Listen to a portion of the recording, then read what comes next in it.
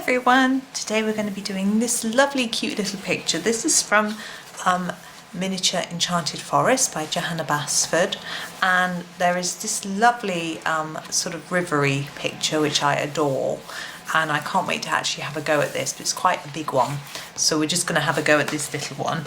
Now this is the Heron, I think it's a Heron, and a little bit of the water. So I'm going to start, now today I'm going to be using my Staedtler Ergosofts, and I'm going to start with number 37, and I'm going to do a little bit of blue under here to sort of give the impression that there's some water underneath here. In the actual picture across the way, which I can see, you can't, there is the river here. But I think it just will help us when we do these triangular pieces, which are sort of river pieces, and also these little dots, which it could be stones or they could be bubbles. I'm going to actually leave them as bubbles. So I'm just pressing really gently with my pencil here, using the side of it. As you can see, it's sharpened really sharp, and although that's great for little details, I don't want it too dark, so I'm just going to, you see I'm just fading it down towards the bottom, and that's all I'm going to do there, just a little gentle layer of blue. And then we have these sort of triangular pieces. Now I'm thinking these are waves. I mean, obviously they're whatever we want them to be. Oh, my page keeps flipping up on the other side, that's it. I just put my pencil sharpener on it, and I'm going to keep with this blue and do the top bits, and I'm going to press hard. You can see the difference in the colour, much harder, but fade up towards the top just to add some interest. And also, you know, it would be catching the light nearer the top of this wave, because we assume the light's coming down from the sky above, so it sort of would look naturalish. I hope you probably can hear the noise in the background. There's a fan running behind me. I hope it's not too annoying. It's actually my oven. It's nearly tea time. The children have come down and they've put all sorts of delicious goodies in the oven. So it's on. Got some sweet potato, peppers, mushrooms, courgettes. Bit of a strange mix today because it's shopping day tomorrow. We're just roasting up all the veggies that are in the bottom of the fridge. It's delicious. And I'm going to leave those. I'm going to do those a different colour. Let's pop that to one side. I could go for the next sort of blue, nearest blue, but I'm not. I'm going to go for a paler blue. I'm going to go for this one. Number 30 is the palest blue in the Staedtler. But I'm going to probably just shade that all in with the blue. And the same with these ones. I might fade that one up a bit. It hasn't really worked anyway. Now here we've got, I'm going to make this darker so that it just looks a little bit more three-dimensional.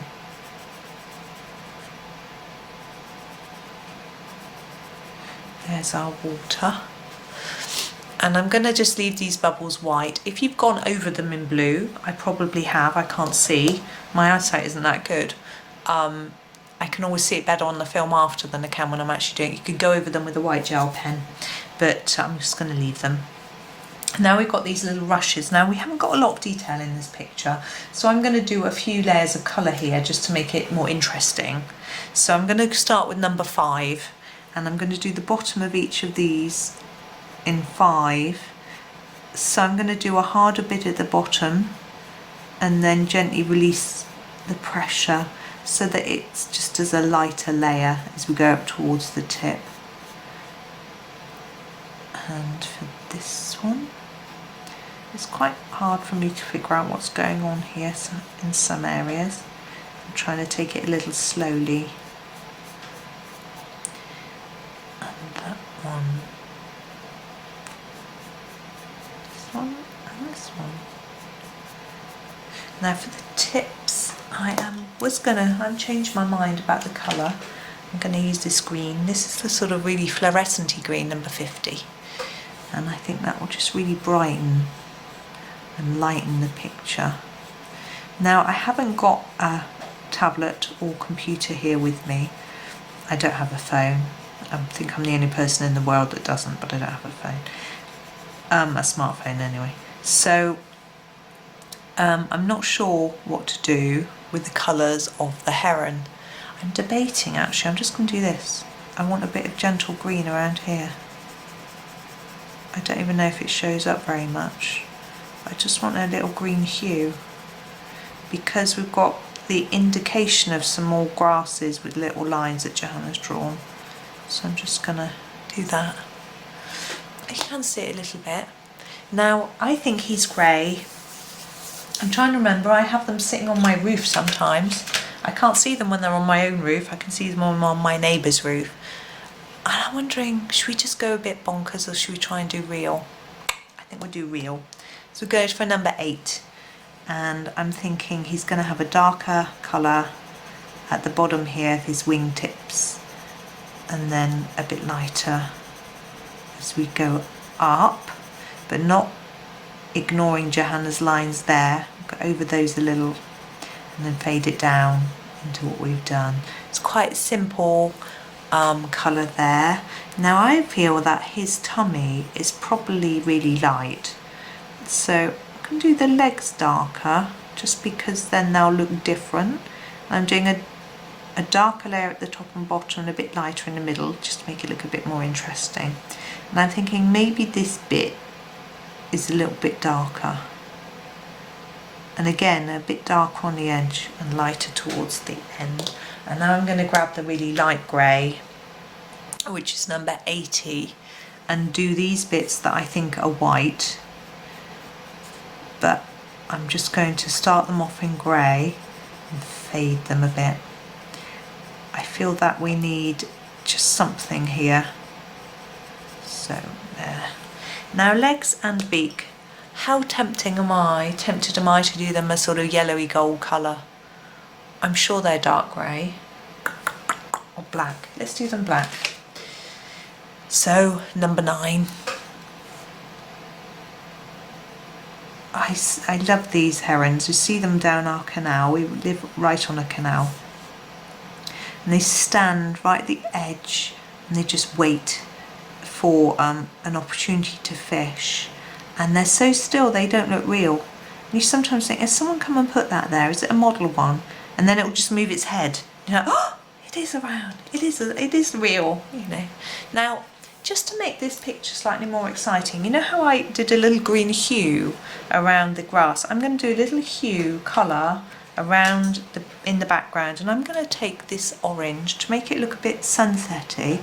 It's on its side, my pencil, and I'm just going to fill in around here little gentle circles, just a very gentle colour, really just a nod to the fact that we've got a little colour there.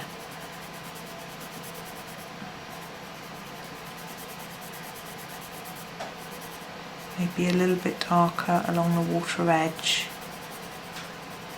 but just so gentle. Try not to snap. If you snap your lead, you know you're going too hard.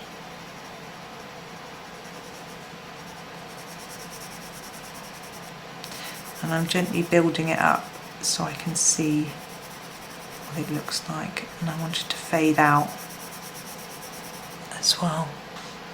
There. It's, I think we can do a little more.